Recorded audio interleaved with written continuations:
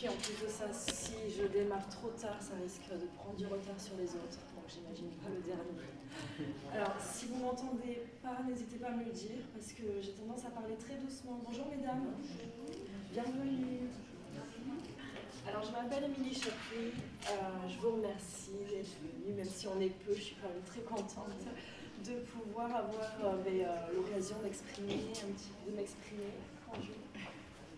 Donc vous êtes ici sur la conférence sur les clés de la voyance.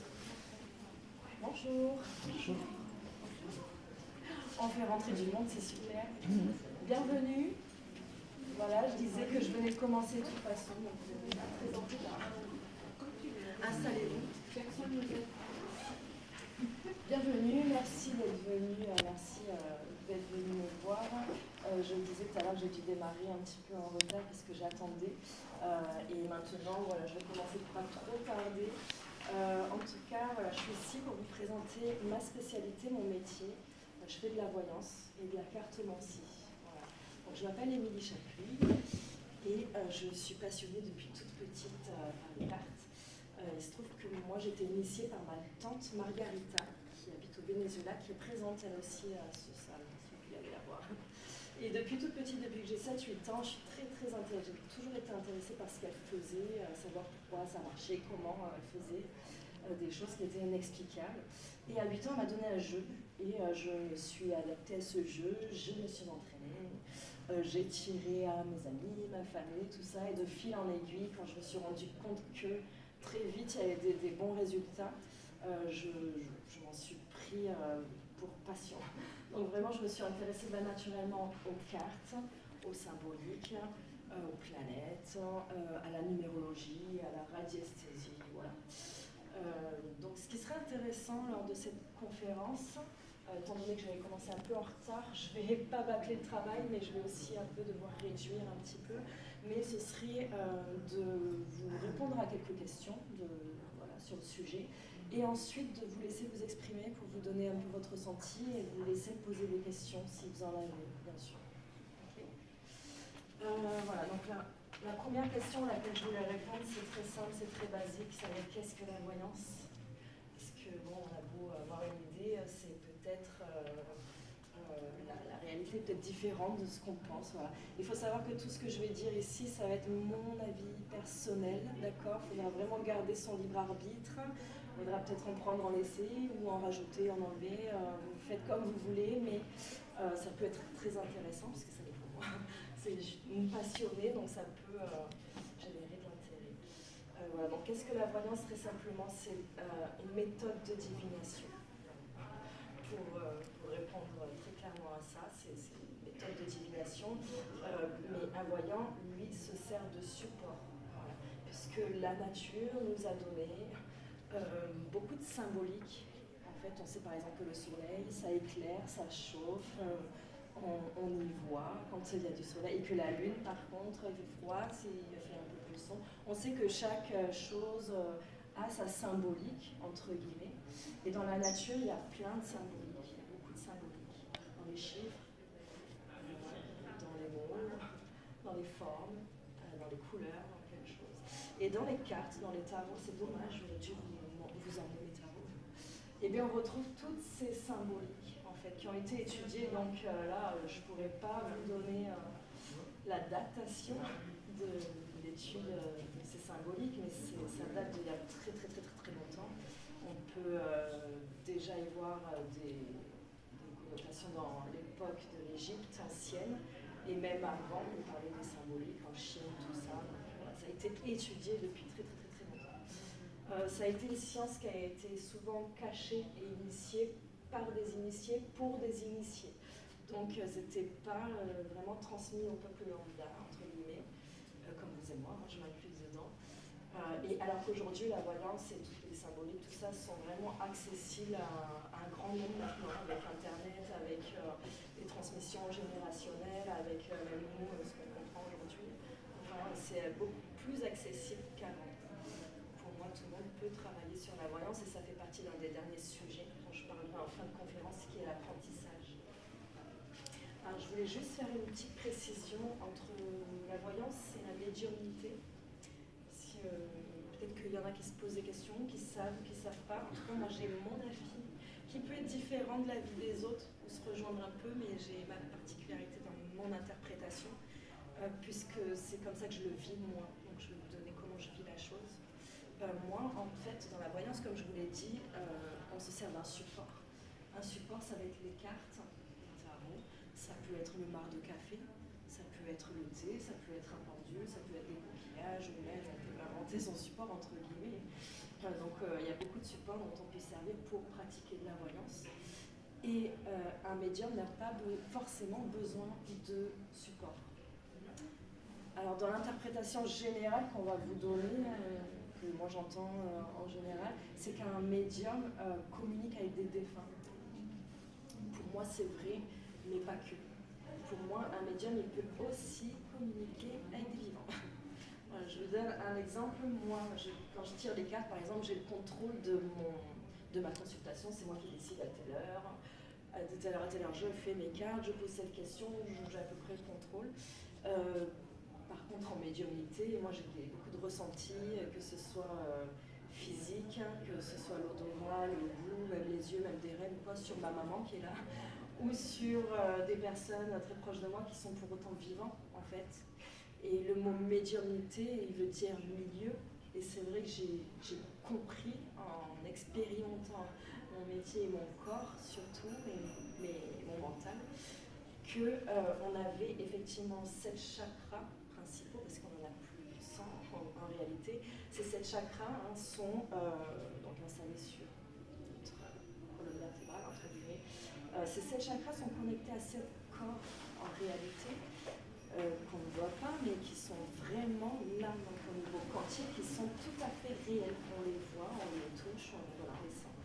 Et le premier corps, donc il est physique, on le voit réellement. Les autres corps, ça va être le corps émotionnel, le corps mental, le corps éthérique, le corps un peu spirituel. Et c'est ces corps-là, vous voyez, quand on dort, et ça on le fait tous, quand vous dormez, votre corps physique un petit peu plonge vers le bas, et votre corps éthérique, vos autres corps se mettent à moitié en dehors, mais ils restent dans le corps, mais ils restent en dehors. Donc c'est pour ça qu'on se plonge vachement facilement dans l'inconscience quand on rêve, parce qu'on est dans nos autres corps. C'est mon interprétation. Et après, quand on revient dans notre corps physique, on est dans notre vie physique, tout ça. Et quand je suis en médiumnité, j'ai l'impression que c'est comme quand je dors, c'est une partie de mon corps qui se connecte à la partie au corps de l'autre, d'une autre personne. Donc ça m'est arrivé aussi d'avoir des connexions avec des personnes à l'autre bout du monde, au Québec, en Alaska, vraiment très très très loin, et d'avoir l'impression d'être, pas dans eux, mais on est connectés, on est au milieu, entre nous et eux. Entre guillemets, pour moi, c'est mon interprétation de la médiumnité. Donc effectivement, il n'y a pas de support. C'est quelque chose que des médiums peuvent contrôler. À l'instant T, j'ai envie d'avoir un flash, donc j'ai mon flash. Mais moi, je ne contrôle pas. Il y en a qui, voilà, chacun son pouvoir. Mais moi, je ne pourrais pas vous faire des prédictions flash comme ça. La médiumnité, ça vient, je ne demande pas. Je ne sais pas quand ça vient, ça arrive, j'ai des trucs. C'est comme les rêves, on le sait après que c'est un rêve prémonitoire. Là, je me dis, ça c'était un rêve prémonitoire, mais à l'instant T, je ne sais pas que c'est un rêve prémonitoire. Tandis qu'avec la voyance, les cartes, bonjour. Tandis qu'avec la voyance, les cartes, voilà, on a un minimum de contrôle. Bonjour et bienvenue. J'étais en train d'expliquer donc ma spécialité qui était la voyance. Voilà. Et j'étais en train de faire d'expliquer la différence entre un médium et un voyant. Alors je vais continuer donc cette conférence en vous parlant des bienfaits. Parce que si des personnes consultent des voyants ou des médiums, bien sûr, c'est parce qu'il y a des bienfaits. Donc il y en a beaucoup. Déjà, le premier pour moi, c'est de se connaître soi-même. C'est hyper important de connaître un peu nos capacités, nos défauts qui sont en numérologie, c'est pas des défauts, c'est des choses qu'on a à apprendre. Donc on enlève le mot défaut, mais on a soit des capacités, soit des choses à apprendre ou à évoluer. Et des fois, on ne se connaît pas vraiment. Surtout selon notre âge, on évolue, on change et des fois, il faut faire le bilan, quoi. Se remettre en question, qu'est-ce que j'aime, qui je suis, qu'est-ce que je veux, demain, qu'est-ce que je veux faire, hier, qu'est-ce que j'ai fait, où j'en suis. Et ça, c'est important, voilà.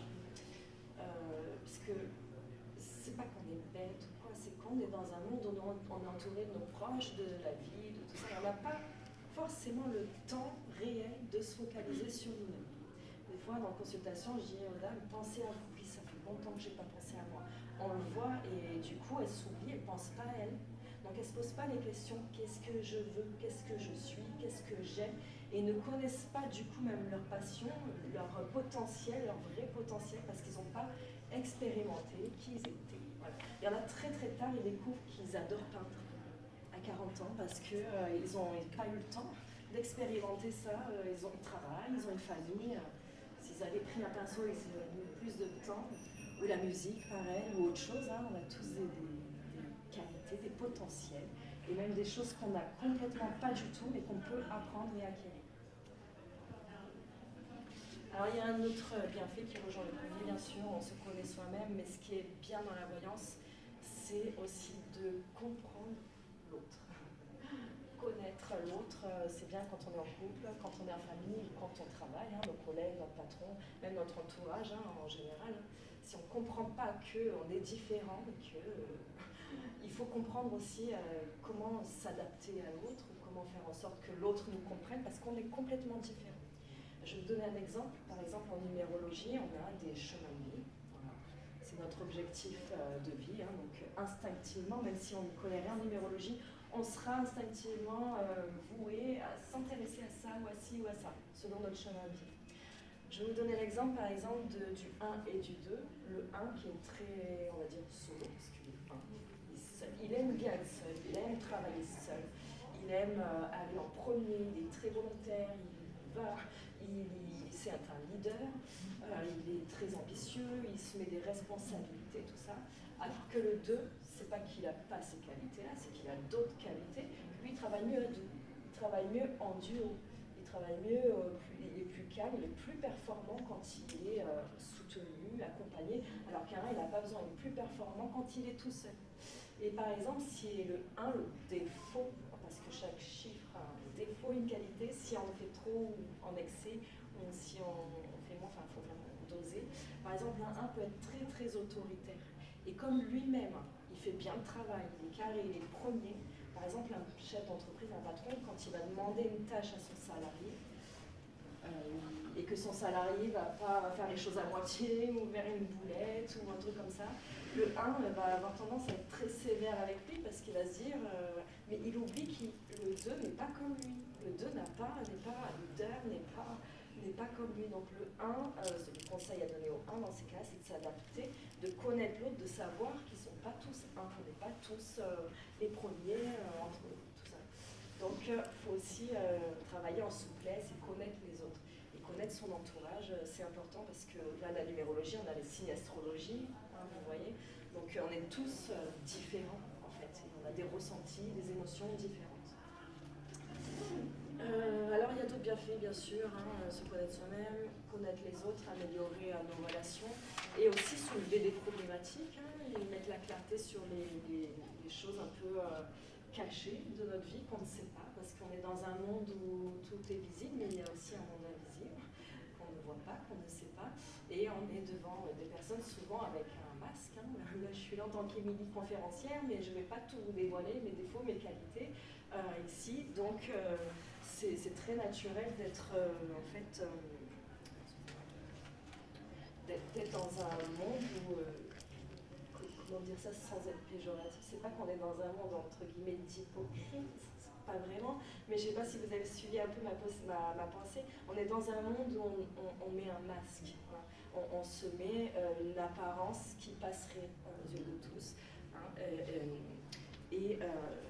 et c'est vrai que quand par exemple, quand on n'est pas méchant, quand on n'a pas l'habitude de mentir, on n'a pas l'habitude de faire ci, on ne s'attend pas à ce que l'autre personne nous mente, soit méchante avec nous, nous vole, nous escroque. Alors que ces choses-là, ben oui, le menteur ne va pas montrer qu'il ment, ne va pas montrer qu'il va escroquer, il va être devant vous avec un grand sourire, alors qu'en réalité, il y a un monde sous le vrai, en fait, entre guillemets, sous le masque, il y a une réalité de ce qui est affiché, entre guillemets. Donc la voyance peut lever le voile, lever des zones d'ombre et éclaircir des choses. Effectivement aussi, ça a d'autres bienfaits, hein, ça peut soulever des problématiques, trouver la source du coup trouver la source, trouver la solution. Donc là, on est aussi dans un bienfait aussi peut-être thérapeutique, peut-être psychologique. Alors bien sûr, là, on a parlé des bienfaits. Je vous ai avancé un très très beau tableau de la voyance. C'est vrai, c'est très très bien, c'est beaucoup de bienfaits. Mais il y a aussi des risques, en fait, et c'est ça que je voulais aborder aussi, parce que c'est important, en tant qu'un voyant, de connaître les risques. Alors il y a des risques autant pour les praticiens que les consultants, je dirais. Déjà pour le praticien, c'est parce que c'est pas un métier qui est référencé. Il y a des certifications, il n'y a pas de formation, il y en a, mais elles ne sont pas officielles en fait. Il y a, comment dire, dans la voyance, on paye 49 €, on a un numéro de SIRET et on est voyant. C'est pas comme, oui. Donc n'importe qui, moi qui suis passionnée de ça, j'ai des très bons retours, j'ai de la chance. Donc on est dedans, pour les bons voyants c'est super, mais la contrepartie c'est qu'on ne soit pas pris au sérieux. Parce qu'effectivement il y a plus de la moitié des personnes qui rentrent avec un intérêt autre que la voyance. C'est de se mettre un numéro de SIRET, effectivement, s'il y en a beaucoup, des escrocs, et c'est le drame en fait de ce métier, c'est parce que moi quand je dis que je suis voyante, beaucoup de personnes vont se dire escroc, menteuse, voleuse d'argent, menteuse, elle dit des choses.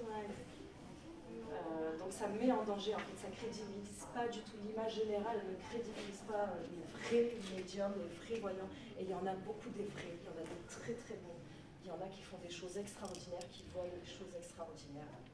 Moi, si j'ai décidé d'en faire mon métier, comme je vous l'ai dit au début, depuis 8 ans, j'ai un jeu dans les mains qui m'a été transmis par ma tante, qui fait de la voyance depuis très longtemps. J'ai expérimenté depuis toute petite. J'ai eu plein de métiers.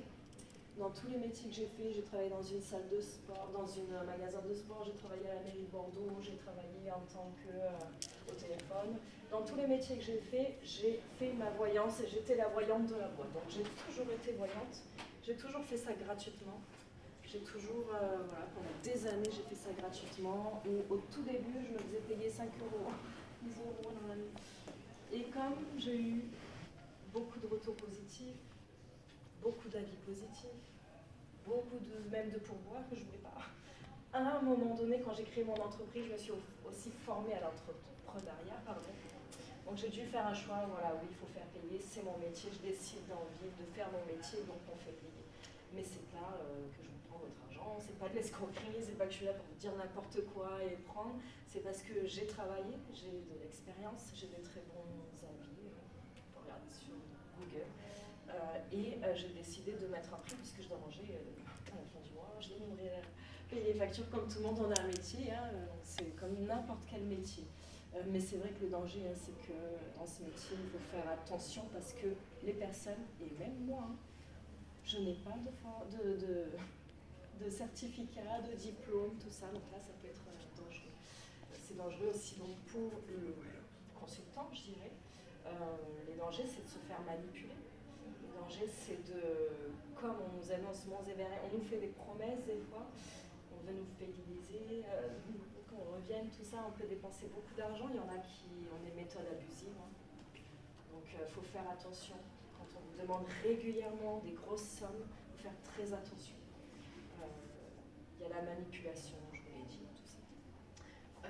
Beaucoup aussi vous proposent des rituels, tout ça. Flash Info, ils vous envoient des textos, tout ça, machin. Il faut faire très attention à ça. Je ne dis pas qu'ils sont mauvais, mais très attention. Pour choisir un consultant, déjà, il faut regarder les avis. Il faut y aller du bouche à oreille, et il faut regarder les avis. Et quand on consulte, il faut garder son libre arbitre, surtout, je pense. Le voyant peut être très très bon, mais le voyant peut donner, même moi, 10 bonnes réponses et une à côté. On est à côté de la plaque. Donc là, moi, j'ai des très bons retours, mais je suis obligée de dire à la personne avant et après, vous gardez votre libre arbitre. Parce qu'en plus de ça, une fois que c'est annoncé, le jeu n'est pas figé, il peut évoluer. Maintenant que je l'ai annoncé, elle peut en faire ce qu'elle veut dans sa tête et changer la donne. On a, entre guillemets, je dirais peut-être 90% de notre destin qui est à peu près tracé, mais on le voit bien en voyant ce qu'on peut quand même changer la donne si on trouve la source d'un problème dans le passé, qu'on change, qu'on prend conscience, qu'on évolue. Parce que comme je l'ai dit, on évolue. Si on se pose les bonnes questions pour évoluer de tel ou tel domaine, on évolue. Donc, pour moi, il y a ça. Alors, je sais pas j'ai perdu, j'ai même pas suivi non plus. Voilà. Qu'est-ce que je disais? Oui, il peut y avoir aussi ce risque-là, hein, que la personne ait une confiance aveugle au voyant et qu'après il en devient addict. Très dangereux aussi de devenir addict à la voyance. Hein. Le but d'un voyant, c'est que la personne ait confiance en elle, qu'elle prenne en main un petit peu ses décisions, qu'elle n'ait pas peur, qu'elle soit sereine dans sa réflexion, tout ça. Donc attention, bon, c'est bien quand même de faire un point, un bilan, hein, je ne déconseille pas la voyance, mais de poser constamment la question, de revenir tous les jours, toutes les 2 jours pour la même question, pour gérer sa vie. Là, il vaut mieux aller voir un coach ou alors un psychologue, ou quoi, parce qu'un voyant, là, s'il vous prend, il va profiter clairement. Moi, plusieurs fois, j'ai dit, bon là, s'arrêter là, parce que je ne veux pas vous aider plus que ça, en fait. On a répondu à toutes les questions. Si on veut, la voyance, je tire les cartes pendant toute la vie, on ne s'arrête pas. On pose des questions, on pose des questions. On est obligé de limiter en fait notre temps. Et d'ailleurs, c'est pas vrai, pardon, on peut pas tirer toute la vie parce que c'est très fatigant la voyance. Voilà. Alors, oui, maintenant, je voulais vous donner des conseils pour consulter. Je vais regarder l'horaire, je suis désolée pour ne pas empiéter sur vous. Conseils pour consulter, je vous les ai donnés. Ça va être de regarder, oui, le bouche à oreille. Si quelqu'un vous a dit qu'il a des bons résultats, allez-y, tout en gardant votre libre arbitre. Voilà. Éviter l'addiction, ça. Se méfier des travaux, ça c'est mon ressenti à moi. Ça n'engage que moi, mais je vous conseillerais de vous méfier de tout ça. Parce que très souvent, comme le vaudou, il y a des méthodes très très bonnes. Hein. L'énergétique, par exemple, c'est très bon. Je fais des soins énergétiques. C'est autre chose que les travaux un peu de vaudou, chaman, tout ça. Des fois, c'est très bon. Hein. Mais parfois, attention, parce que les soins énergétiques, on marche avec les énergies divines. Ça marche comme ça, naturel. On fait des nettoyages, on peut mettre des protections, on peut remettre les chakras, un peu la guérison. Tout ce qui est rituel, occulte, tout ça, là, c'est pas les énergies. Ils font appel à des entités, des fétiches ou à des démons. On ne sait pas. Les entités, ça peut être plein de choses. Ça peut être des défunts, ça peut être des anges, des démons ou des vents de mémoire. Ça peut être plein de choses. Il y en a, les musulmans vont dire des djinns. C'est possible. Donc, il faut faire attention à ces travaux occultes qui demandent un retour. Donc, s'ils font appel à une entité du bas astral, l'entité du bas astral demande quelque chose en retour. Soit c'est vous qui allez lui donner quelque chose, soit si c'est pas vous, ça va être vos enfants, de génération d'après. Ça peut aller très loin, je le vois dans les cartes, je vois des trucs qui datent des fois de génération en génération. Il y a eu un mauvais sort et ça tombe sur toi, même si ça date d'il y a 400 ans en fait. Il y a des choses parce que la personne est allée voir, a fait une demande à une entité négative pour avoir la fortune, tout ça, auquel elle a la fortune, mais qu'est-ce qui se passe? Les 3-4 générations d'après sont pauvres comme jamais. Ou alors il y a un enfant malade, ou alors il y a des trucs comme ça, hein, les enfants handicapés, on peut lier ça à un problème énergétique des générations d'avant, ou même de nous dans nos vies intérieures aussi. Attention à ça. Je voudrais vous mettre en garde sur le Ouija. Le Ouija. Comment? Alors, il y a un mot pour ça, excusez-moi. Le spiritisme, le Ouija. Je vais vous mettre en garde sur ça. C'est une méthode qui est réelle, qui marche.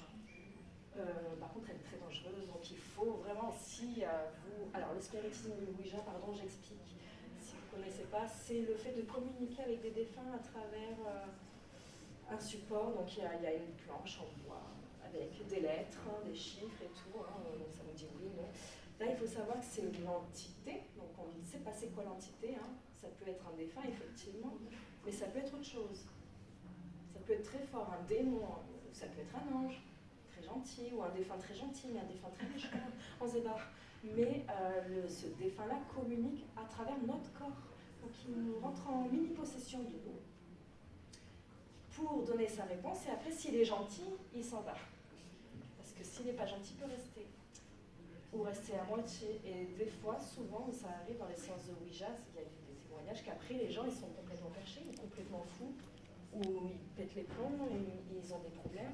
Parce que quand, après la séance de Ouija, ils ne se rendent pas compte qu'ils repartent avec un morceau, un bout de l'entité qui les a. Donc ça, ce sont des méthodes réelles qui fonctionnent, qui peuvent faire du bien quand on a besoin de parler à un défunt. Je peux comprendre ça, hein, je peux comprendre cette communication, parce qu'il y en a qui en font, donc je ne veux pas critiquer ça, ça peut faire du bien.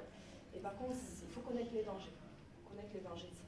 Aussi l'écriture automatique, hein, une fois par expérience, j'ai voulu faire l'écriture automatique. La personne, c'est une petite fille, elle n'a pas pris que le bras. Elle a pris tout, je me suis endormie en 2 secondes et je me suis dit, wow, stop, parce que si on ne la coupe pas, ça prend tout, ça peut nous prendre en possession. Comme la médiumnité, je disais, notre corps sort dans l'autre, sort de notre corps pour se connecter à l'autre. En fait, nos corps se baladent en fait. Hein. Et on a notre corps physique qui est juste un vaisseau qui transporte notre esprit, notre âme, et cet esprit, cette âme, on voit bien que même dans nos rêves, ça peut sortir de notre corps. Hein. Donc quand on fait des travaux un peu comme ça, il faut faire attention parce qu'on risque de revenir pas tout à fait en entier, entre guillemets. Alors je ne vais pas trop tarder parce que je vois qu'on arrive à la fin du temps. Donc je voulais simplement vous faire deux, trois petits thèmes. Je voulais vous expliquer comment se déroule une consultation avec moi. Vous expliquer ensuite qu'on peut l'apprendre, parce que je donne des formations où c'est tout à fait possible d'apprendre la voyance, pas la médiumnité. C'est un peu plus compliqué, à moins de d'aider peut-être, mais de conseiller, mais moi je ne pourrais pas vous apprendre la médiumnité. La voyance dans mon domaine, la cartomancie, la radiesthésie, ça, je peux vous transmettre ces connaissances, elles sont même accessibles partout, je vous le disais tout à l'heure, très accessibles. Donc voilà. Alors comment se déroule une consultation avec moi? Alors moi j'habite sur Bordeaux. Je consulte donc soit en cabinet, il faut venir me voir, ou alors par téléphone. Par téléphone, ce sont les mêmes résultats, c'est la même interprétation. Que je sois à l'autre bout de la terre ou pas, je peux me connecter ou prendre les cartes.